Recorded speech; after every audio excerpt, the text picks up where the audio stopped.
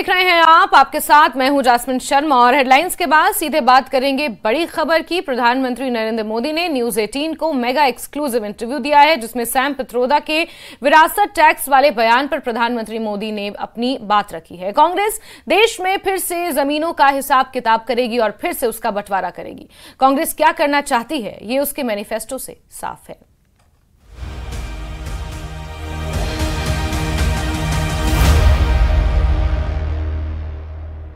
Sam Pitroda जी ने जो है इनहेरिटेंस टैक्स की बात की, जो हम लोगों की जमा पूंजी है, जब हम अपने लोग पूरा बचाते हैं अपने फैमिली के लिए, जब हम उसको अपने आने वाली जनरेशन को देंगे तो उस पर भी टैक्स लगेगा और ये टैक्स बहुत बड़ा टैक्स हो सकता है। तो क्या आप कहेंगे कि बीजेपी अगर आएगी तो इस टैक्स को कभी नहीं लागू करेगी? भारतीय जनता पार्टी क्या करेगी, हमारे मैनिफेस्टो में साफ हमने लिख करके लाए हुए। अब उन्होंने कहीं सगुफा छोड़ दिया तो मैं भी वो झंडा लेके घूमूंगा, ये सवाल आपके मन में कैसे आ जाता है? ये भारतीय जनता पार्टी की विचारधारा साफ है जी। हम अपनी विचारधारा के आधार पर कार्यक्रमों को लेकर के, मैनिफेस्टो को लेकर के देश के सामने जाते हैं। कृपा करके ऐसे महाशयों के विचारों को हम पर मत थोपिए भाई। मोदी जी, राहुल गांधी ने एक बात और कही है। वो कहते हैं कि जब वो सरकार अगर उनकी आएगी तो वो एक नेशनल एक्सरे कराएंगे। इसी से जुड़ा सवाल है, इसीलिए मैं पूछना चाह रहा हूँ। एक नेशनल एक्सरे कराएंगे, बात सिर्फ कास्ट सेंसस की नहीं है जो कि वो करते आए हैं, उस पर भी मैं आपका मत जानना चाहूँगा, मगर बात वो कहते हैं इससे आगे है। बात कास्ट की नहीं, बात जस्टिस की है। और वो कहते हैं कि हम जो है एक सोशियो इकोनॉमिक सर्वे लाएंगे, एक इंस्टीट्यूशनल सर्वे लाएंगे और उसमें देखेंगे कि किसके पास किस जाति और किस उस वर्ग के पास क्या है, कितना धन है, कितनी इंस्टीट्यूशंस में भागीदारी है, और उसके बेसिस पर हम इस पूरे सिस्टम को रीडिस्ट्रीब्यूट करेंगे। इसको आप कैसे देखते हैं? सबसे पहले तो इस देश में जो लोग अपने आप को राजनीति के एक्सपर्ट मानते हैं, जो लोग देश के उतार चढ़ाव को बड़ी बारीकी से अध्ययन करते हैं, सबसे पहले उनका दायित्व है कि वो ऐसे लोगों को पूछे कि जिस परिस्थितियों का वर्णन आप कर रहे हो, अगर ये सही है तो 50, 60, 65 साल तो आपने राज किया भाई। ये मुसीबत के जो जन्मदाता आप हो और आपने अब तक की बर्बादी लाई क्यों? पहले उनका जवाब मांगो भाई, नंबर 1। नंबर 2, एक्सरे का मतलब क्या है जी? मतलब हर परिवार में जाना, घर घर छापा मारना, अगर किसी अनाज के डिब्बे में किसी महिला ने अपने गहने छपा के रखे हैं उसको भी एक्सरे किया जाएगा, उनके गहने ले लिए जाएंगे, जमीनों का हिसाब किताब किया जाएगा और फिर उसको रिडिस्ट्रीब्यूट करेंगे। ये दुनिया में एक माओवादी विचार ने सब किया हुआ है, दुनिया बर्बाद हो चुकी है जी। ये पूरी तरह अर्बन नक्सल उस सोच का सीधा सीधा प्रगटीकरण है और इसलिए मैनिफेस्टो आने के 10 दिन तक बाद भी ये जो जमात आए दिन लिखापट्टी करती है ना, वो चुप रही, उनके प्रोटेक्शन में चुप रही है। तब मिलके मेरी जिम्मेवारी बन जाती है कि देश को जगाना कि भाई देखिए आपको लूटने की ये तरकीब हो रही है। और दूसरा पार्ट है, डॉक्टर मनमोहन सिंह जी वगैरह, उन्होंने हर बार कहा है कि भाई जो भी संपत्ति होगी इस पर पहला अधिकार किसका होगा। तो हिसाब किताब बहुत साफ है, वो क्या करना चाहते हैं। प्रधानमंत्री मोदी ने मेगा इंटरव्यू में विपक्ष के सीएए को लागू नहीं होने देने के सवाल पर कहा कि जो भी भारत के संविधान को जानता है वो ऐसी बातें नहीं कहेगा। जनता को अंधेरे में रखना फैशन बन चुका है। आपने पिछले कार्यकाल में काफ़ी बड़े काम किए, आर्टिकल 370 को रद्द किया, सीएए को लेके आए, मगर ऑपोजिशन लीडर्स इस कैंपेन में सब कह रहे हैं कि अगर वो सरकार बनाएंगे तो इन सबको जो है सीएए को रिपील कर देंगे। ममता बनर्जी खास करके कह रही हैं सीएए को इम्प्लीमेंट नहीं होने देंगी। इसको आप कैसे देखते हैं? पहली बात है कि जिसको भारत का संविधान समझ है, जिसको भारत के फेडरल स्ट्रक्चर का पता है, किसके पास कौन काम है वो सब पता है, वो कभी ऐसी बात बोलेंगे नहीं, क्योंकि ये उनके अधिकार क्षेत्र का विषय ही नहीं है। अगर मोदी भी राज्य का मुख्यमंत्री होता है तो नहीं कर सकता है। जो भारत सरकार के विषय हैं वो भारत सरकार करेगी, जो राज्य सरकार के विषय होते हैं वो राज्य सरकार करेगी। लेकिन जनता को मूर्ख बनाने की फैशन हो गई है, जनता को अंधेरे में रखने, इसलिए वो कुछ भी बोलते रहते हैं। दूसरी बात है, मैं चैलेंज करता हूं कांग्रेस पार्टी कल प्रेस कॉन्फ्रेंस करके बता दें कि हम 370 वापस लाएंगे, क्योंकि 370 हटने के बाद ये लोग संविधान की इतनी बड़ी बातें करते हैं ना, बाबा साहब अम्बेडकर के नाम पर हमको इतनी गालियां देते हैं। हिंदुस्तान में बाबा साहब अम्बेडकर का संविधान पूरे देश में लागू नहीं हुआ था। जम्मू कश्मीर में 70 साल तक भारत का संविधान नहीं लगा है। ये हमने आकर के भारत के संविधान, और वहाँ दलितों को पहली बार आरक्षण मिल रहा है जी। वाल्मीकि समाज वहाँ रहता है, वहाँ पहली बार आरक्षण मिल रहा है। ये सब क्या बातें करते हैं जी, और उनकी हिम्मत है क्या? वो प्रेस कॉन्फ्रेंस करके बोले कि हम 370 फिर से वापस लाएंगे। हिम्मत है तो कोई भी दल हिम्मत है तो आ जाए मैदान में। वहीं प्रधानमंत्री नरेंद्र मोदी के इस मेगा इंटरव्यू पर जम्मू कश्मीर के पूर्व डिप्टी सीएम कविंदर गुप्ता ने क्या कुछ कहा, अपनी प्रतिक्रिया दी, सुनिए। प्राइम मिनिस्टर श्रीमान नरेंद्र मोदी जी ने जो न्यूज़ 18 को इंटरव्यू दिया है उसमें साफ क्लियर किया है कि मुस्लिम लीग द्वारा उससे प्रेरित ये जो मैनिफेस्टो है कांग्रेस का वो साफ दर्शाता है कि एक तो विरासत टैक्स जिस पर कांग्रेस 1985 में राजीव गांधी ने ख़त्म किया था, लेकिन आज भी उसको दोबारा लाएंगे। ये तो वो हुआ कि एक बच्चा 95 नंबर लेकर के आता है और दूसरा 35% नंबर लेके आता है, उनको बराबर में बांटना, और ओबीसी का कोटा ख़त्म करके उसको जाति गणना के आधार पर, धर्म की गणना के आधार पर, आज मान लो मुस्लिम समाज अगर 30% है तो 30% कोटा उनको दिया जाएगा। तो कुल मिलाकर के इनके इरादे ठीक नहीं है। इस देश में जाति धर्म की लड़ाई और खास करके जो तुष्टीकरण की नीति है वो कांग्रेस की उजागर हुई है, ये खुल करके सामने आई है। आने वाले समय में कांग्रेस का मैनिफेस्टो देश के लिए घातक सिद्ध होगा, इनकी सोच घातक सिद्ध होगी। लोगों को ये समझना चाहिए और उसी आधार पर जो सबका साथ, सबका विकास, सबका विश्वास और सबका प्रयास प्रधानमंत्री जी की नीति है वही इस देश में चल सकती है, क्योंकि इस देश में कई धर्म जातियों के लोग रहते हैं। सबको न्याय मिले, ये भारतीय जनता पार्टी की सरकार ने किया है और आगे से भी ये हो, इस प्रकार की चिंता का ये। बीजेपी लोगों का दर्द और उनकी जरूरतों को भूल गई है। कांग्रेस नेता इरफान नक्शबंदी ने ये कहा है। पार्टी का घोषणा पत्र युवाओं, किसानों, गरीबों के पक्ष में है। कांग्रेस का घोषणा पत्र जन हितैषी है। इनको वो भूल गया कि जब ये मैनिफेस्टो बना रहे थे कि लोगों को तकलीफें भी होंगी और लोगों को कुछ चाहिए भी, लोगों को ज़रूरियात भी हैं, वो अपने मैनिफेस्टो में रखना भूल गए हैं। और जब इनको कांग्रेस के मैनिफेस्टो ने आईना दिखाया, इन्होंने देखा कि पहले मरहले में जो इलेक्शन हुआ, मैनिफेस्टो को देखकर जो कांग्रेस का मैनिफेस्टो है, इनको वहां पर करारी हार का जो है जवाब मिल चुका है। इन्होंने लोगों ने इनको जवाब दे दिया है। इनके खिलाफ वोट डालकर इनको पता चल चुका है कि कांग्रेस का मैनिफेस्टो सही है, लोगों के हित में है। और जब जब इनको आईना दिखाने की किसी ने कोशिश की, इनको लगा कि उसमें जो है इनको उसको पाकिस्तान या जो भी अभी जो मैं सुन रहा था, पाकिस्तान, हाफिज सईद और जितने भी हिंदुस्तान मुखालिफिन हैं उनके साथ जोड़ने की कोशिश की जाती है और उनके साथ लिंक करने की कोशिश की जाती है। मगर इनको पता है कि इनको लोगों ने आईना दिखाया है और आइंदा आने वाले वक्त में इनको अच्छा करारा जवाब मिलेगा। और खबरों का सिलसिला जारी, वक्त बहुत छोटे से ब्रेक का।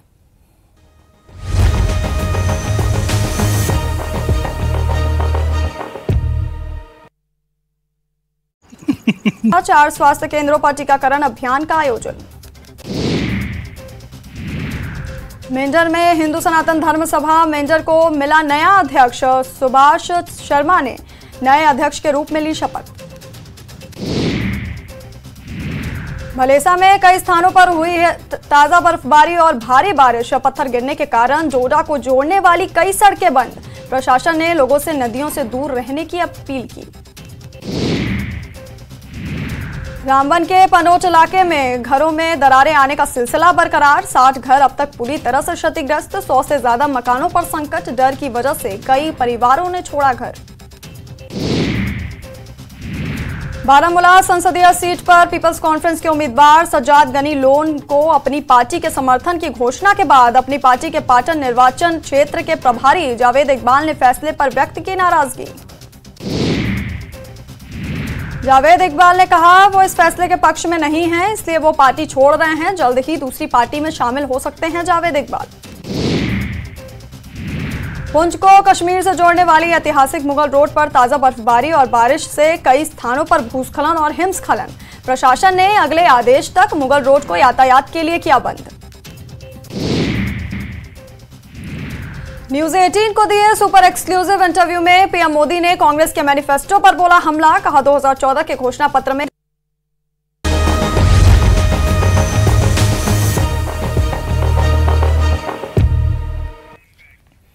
चलिए आगे बढ़ते हैं खबरों में। और उधमपुर के बसंतगढ़ में सुरक्षा बलों का सर्च ऑपरेशन लगातार जारी है। सर्च ऑपरेशन का आज दूसरा दिन है। 8 से 9 आतंकियों के छिपे होने की सूचना है। वहीं आतंकियों के 2 मददगारों को भी हिरासत में लिया गया है। ये मददगार खाना रसद के साथ पकड़े गए हैं। शक की बुनियाद पर इन्हें हिरासत में लिया गया है। और बीते कल सुबह 7:45 बजे का ये पूरा मामला है, जब बसंतगढ़ में आतंकवादियों की मौजूदगी देखी गई थी और तभी से पूरे इलाके में बड़े पैमाने पर सर्च ऑपरेशन चलाया जा रहा है। इस सर्च ऑपरेशन का आज दूसरा दिन है। 8 से 9 आतंकियों के छिपे होने की सूचना है। साथ ही साथ आतंकवादियों के मददगारों को भी शक की बुनियाद पर हिरासत में लिया गया है। उनसे पूछताछ की जाएगी और ये मददगार खाना रसद के साथ पकड़े गए हैं।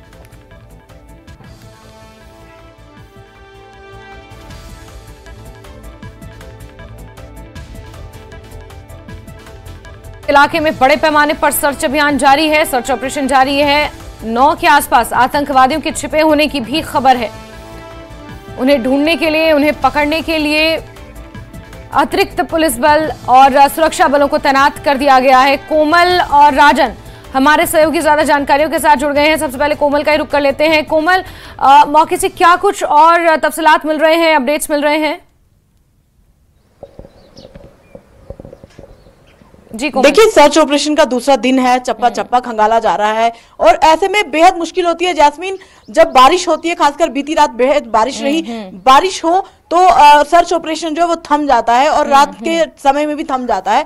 ऐसे में मैं आपको इलाका भी दिखाना चाहूंगी। मोहम्मद शरीफ का घर जो है वो इस पहाड़ी के सामने, अगर दिखाने की कोशिश हम कर रहे हैं कि वो सामने उसका घर था। ऐसे में जो 2 पहाड़ों के बीच का जो रास्ता है, वहां से आतंकी हमेशा अपनी वारदात को अंजाम देने के बाद वहां से भागने में सफल होते हैं। जिस तरीके से अभी ये भी बताया जा रहा है कि कुछ संदिग्ध जिन्होंने उनकी मदद की थी उनको भी पूछताछ के लिए बुलाया गया है।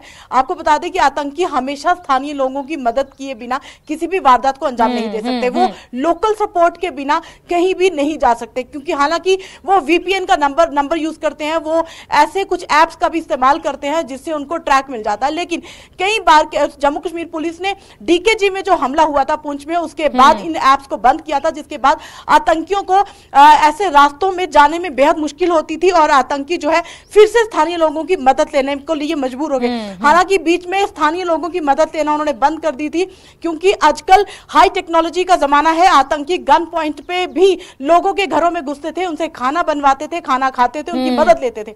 लेकिन इमीडिएटली आजकल हाई टेक्नोलॉजी का जमाना है, लोग जो है इमीडिएटली व्हाट्सएप पे पुलिस को सूचित करते हैं, स्थानीय लोगों को सूचित करते हैं, जिससे कि पता चले कि आतंकी उनके गांव में घुस गए हैं। लेकिन इस इलाके में जिस तरीके से वीडीजी का जो सदस्य था मोहम्मद शरीफ, उसने एक बहुत बड़ा काम किया था, खुद अपना मोर्चा संभाला, खुद उनको मारने के लिए बाहर आया। लेकिन अफसोस कि वो उनकी 4 गोलियों का शिकार हो गए, उनको वो मारे गए। लेकिन 8 से 9 आतंकियों की जो मौजूदगी की खबर यहां पर आ रही है, वो अलग अलग ग्रुप्स में है, वो इकट्ठे नहीं है और इकट्ठे आतंकी होते भी नहीं है। आतंकी हमेशा 2-2 के ग्रुप में अलग अलग इलाकों में घूम रहे होते हैं। वो किस मंसूबे से यहाँ आए, ये बड़ी बात है जैस्मीन, कि किन मंसूबों से वो इस गांव में आए हैं। क्या यहाँ से उनको कश्मीर जाना था? क्या किसी गाड़ी की मदद नहीं मिली, उनको किसी और इलाके में जाना था? तो इसी ये कारण था कि जो आतंकी यहाँ पर बसंतगढ़ एरिया में आए और उन्होंने अंधाधुंध यहाँ पर फायरिंग कर दी। बिल्कुल कोमल, किस मंशा से यहाँ पर वो आतंकी पहुंचे, ये एक बड़ा सवाल है। इस पर मैं वापस आऊंगी। और जिस पैमाने पर सर्च ऑपरेशन चलाया जा रहा है, क्योंकि लोकेशन पर ही आप मौजूद है, मैं आपका रुख करूंगी कोमल, लेकिन एक बार राजन का रुख कर लेते हैं। राजन भी हमारे साथ जुड़े हुए हैं। राजन, आपके पीछे मैं कुछ देख पा रही हूँ, अतिरिक्त पुलिस फोर्सेस को बीते कल से ही डिप्लॉय करने की कोशिशें यहाँ पर की जा रही थी। हेलीकॉप्टर के माध्यम से पैराट्रूपर्स को यहाँ पर भेजा जा रहा था। अभी राजन, जहां आप मौजूद हैं वहां पर क्या हालात है, किस तरह से चेकिंग हो रही है, क्योंकि सर्च अभियान बड़े पैमाने पर यहां पर जारी है। बिल्कुल जास्मीन, मैं आपको बता दूं कि मैं मौके पे मौजूद हूं। मैं आपको दिखाता हूं कि अब जो है डिप्लॉयमेंट पहले से ज्यादा बढ़ गई है और यहाँ पे एक्टिविटी बहुत ज्यादा तेज हो गई है। कल से ही कॉर्डन ऑफ किया गया है इलाके को, लेकिन अब जो है अतिरिक्त डिप्लॉयमेंट की गई है इलाके में। अब सेना की जो अतिरिक्त टुकड़ियां हैं वो इस इलाके में मौजूद हैं। जो आप देख सकते हैं कि जो हैवी जो गन्स हैं उसको भी आप यहाँ पे जो है इंस्टॉल किया गया है इस इलाके में, ताकि जो है जल्द से जल्द जो आतंकवादी छुपे हुए हैं उनका सफाया किया जा सके। आप देख सकते हैं कि मेरे पीछे कितनी हैवी डिप्लॉयमेंट है और ये सब जवान जो हैं इसी इलाके में जो है फैले हुए हैं, ताकि जो आतंकवादी हैं वो यहाँ से, जिस तरह की इनपुट्स आई हैं कि वो यहाँ से डोडा किश्तवाड़ के इलाके में जो है वो शिफ्ट होने की कोशिश कर सकते हैं आतंकवादी। लेकिन कोशिश यही है सिक्योरिटी फोर्सेस की और यहाँ पुलिस की कि इनको जल्द से जल्द जो आतंकवादी हैं उनको वहीं पर रोका जाए, कॉर्डन को जो है भेद के वो ना निकल पाए, इस बात की कोशिश है। क्योंकि अभी सीनियर जो ऑफिसर्स हैं पुलिस के, जो यहाँ पे DIG हैं और SSP, वो भी यहाँ पे अभी मौके पे मौजूद थे। उन्होंने यहाँ पे स्थिति का जायजा लिया है और उन्होंने यहाँ पे निर्देश भी दिए हैं कि किस तरह से ऑपरेशन को आगे ले जाना है। हालांकि कुछ लोगों को जो है क्वेश्चनिंग के लिए डिटेन किया गया है, जिन पे शक है कि उन्होंने जो है मदद की है खाने पीने में और जो रसद पहुंचाने में इन आतंकवादियों की मदद की जा सकती की हुई है। आप देख सकते हैं कि अब ये जो डिप्लॉयमेंट है, ये जो सेना के जवान हैं ये अब जाएंगे भीतर जंगल के, और यहाँ पे जो घना जंगल है, क्योंकि पहले ही मैंने कहा कि यहाँ जो चैलेंजेस होते हैं टोपोग्राफी के चलते वो बहुत ज्यादा होते हैं जास्मीन, और ऐसे में सिक्योरिटी फोर्सेस को बहुत एहतियातन जो है अपना ऑपरेशन आगे ले जाना होता है। तो अब जो है अतिरिक्त, हमने कल देखा कि कल जो कॉर्डन ऑफ किया गया था, लेकिन अब जो है जो पहले से सेना के जवान हैं उनको जो रिलीव किया जाएगा। अब अतिरिक्त जो टुकड़ियां हैं वो सेना की बुलाई गई हैं ताकि उनको वापस डिप्लॉय किया जाए, ताकि किसी तरह का कॉर्डन में जो है वो कहीं ना कहीं ढील ना हो सके। तो ऐसे में जो हाई वेपनरी मैंने आपको बताया था वो भी इसमें इंस्टॉल कर दी गई है, और लेटेस्ट जो गैजेट्स हैं जो सेना इस्तेमाल करती है अमूमन ऐसे ऑपरेशन में, उसका भी अब इस्तेमाल शुरू हो गया। यानी कि हम ये कह सकते हैं कि अब ऑपरेशन में काफी तेजी आ गई है और ऑपरेशन अब काफी तेज कर दिया जाएगा, क्योंकि इस तरह के इनपुट्स हैं। क्योंकि जो OGW जो डिटेन किए गए हैं, कई इनपुट्स जो है लीड्स सेना के पास हैं, पुलिस के पास है। हालांकि DIG ने वो मीडिया के साथ साझा नहीं की। बिल्कुल राजन, देखिए ये एक बड़ा ऑपरेशन है और मुझे लगता है कि इसको यहीं पर अगर यहीं तक इसकी डिटेल्स रखी जाएं तो शायद ये सही रहेगा। और कोमल और राजन, आप प्लीज नजर बना के रखें। बहुत शुक्रिया हमारे साथ जुड़ने के लिए। और खबरों का सिलसिला आगे जारी, वक्त एक बहुत छोटे से ब्रेक का।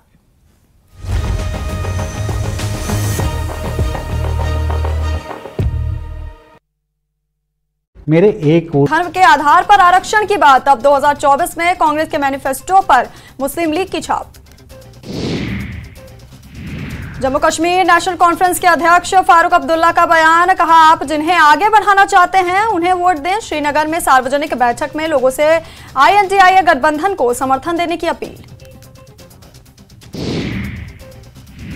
कश्मीर चुनाव में दूसरे राज्यों के लोग भी उम्मीदवार हैं। इतिहास में पहली बार चंडीगढ़ के बलदेव राज चाचा चुनाव लड़ रहे हैं।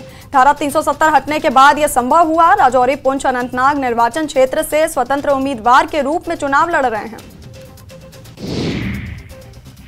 अनंतनाग सीट पर चुनाव की तारीख बदलने की अपील पर बोले Ravindra Raina, free and fair election के लिए की गई है मांग। मुगल रोड बंद होने से ना हो किसी को तकलीफ।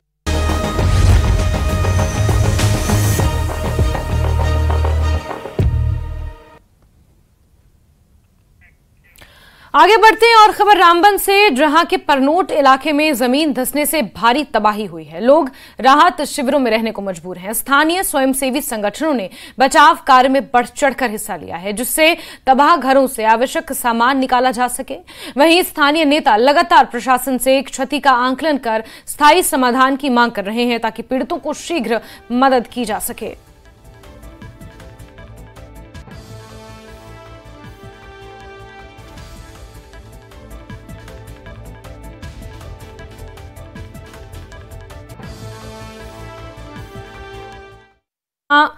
सिविल QRT, NDRF, SDRF की टीमें लगातार डटी हुई हैं।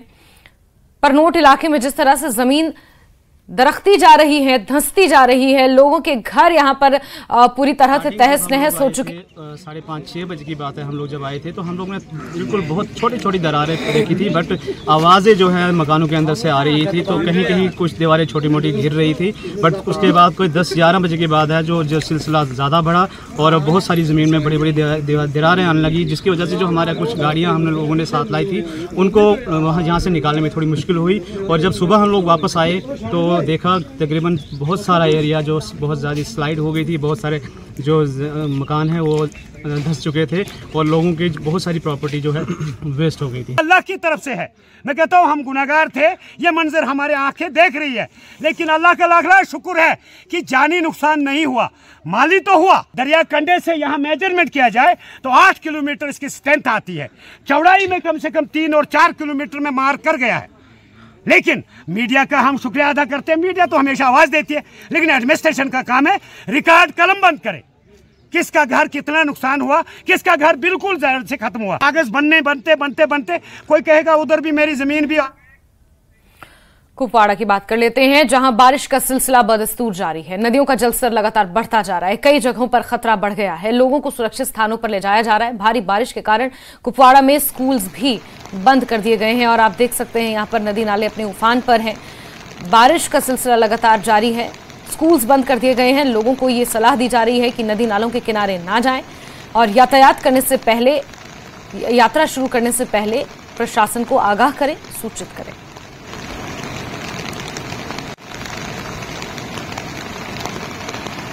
नाज़रीन, आप देख रहे हैं न्यूज़ 18 जम्मू कश्मीर हिमाचल लद्दाख। मैं हूं आपका मेजबान याहिया सुल्तान। नाज़रीन, मुसलसल बारिशों के नतीजे में डिप्टी कमिश्नर कुपवाड़ा ने आज एक अहम फैसला लिया है। 12वीं जमात तक के तमाम तालीमी इदारे आज बंद रहेंगे। उसातिज़ा और नॉन टीचिंग स्टाफ को स्कूल जाने की हिदायत, सिचुएशन पर नजर रखने की हिदायत, लेकिन तुलबा और तालिबात को आज दिन के लिए घरों में रहने की हिदायत। मुसलसल बारिशों के नतीजे में कुपवाड़ा जिला इंतजामिया ने एक बड़ा फैसला लिया है और आज दिन के लिए तमाम स्कूलों को जो है छुट्टी की गई है, यानी 12वीं जमात तक के तमाम तालीमी इदारे आज बंद रहेंगे। डिप्टी कमिश्नर कुपवाड़ा आयशी सुदन ने यह हुक्मनामा जारी किया है क्योंकि लगातार यहां पर बारिशें हो रही हैं, जिसके नतीजे में नदी नाले उफान पर हैं। नदी नालों में पानी की सतह में लगातार इजाफा हो रहा है और कई सड़कें ज़ेर आब आ चुकी हैं और कई रिहायशी मकानों में पानी दाखिल होना शुरू हो चुका है। इस बीच डिप्टी कमिश्नर कुपवाड़ा आयुषी सुदन ने महकमे तालीम के तमाम ऑफिसरान को यह हिदायत जारी कर दी है कि आज दिन के लिए दरसो तदरीस का अमल मुअत्तल रहेगा, यानी आज छुट्टी रहेगी, लेकिन उसातिज़ा और नॉन टीचिंग स्टाफ को स्कूल जाने की हिदायत दी गई है। ताहम तुलबा व तालिबात आज दिन के लिए घरों में रहेंगे क्योंकि लगातार लाइन ऑफ कंट्रोल से गाँव देहात तक मुसलसल बारिशों का सिलसिला जारी है और पिछले कई रोज से ये सिलसिला जारी है, जिसके नतीजे में नदी नालों में पानी की सतह में इजाफा, नदी नाले उफान पर, यानी कि इस बीच कई सड़कें ज़ेर आब आ चुकी हैं और कई जगहों पर जो है रिहायशी मकानों में भी पानी दाखिल हुआ है।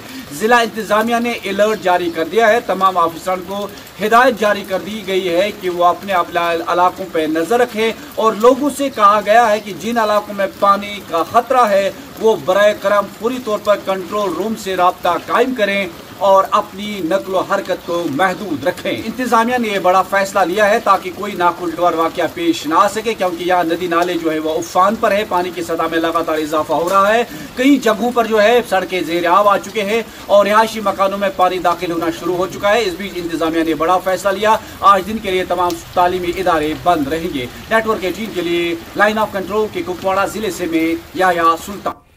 और याहिया सुल्तान का ही रुख कर लेते हैं, हमारे सहयोगी मौके से हमारे साथ जुड़े हुए हैं। याहिया, अभी हमने आपकी रिपोर्ट भी देखी और वो तस्वीरें भी हम साथ ही साथ चला रहे हैं जो आपने भेजी हैं कुपवाड़ा से। याहिया, ये तो बिल्कुल मानसून जैसा मंजर नजर आ रहा है, लोगों के घरों तक में पानी घुस गया है, किस तरह की स्थिति है, आम लोगों की क्या हालत है इस वक्त?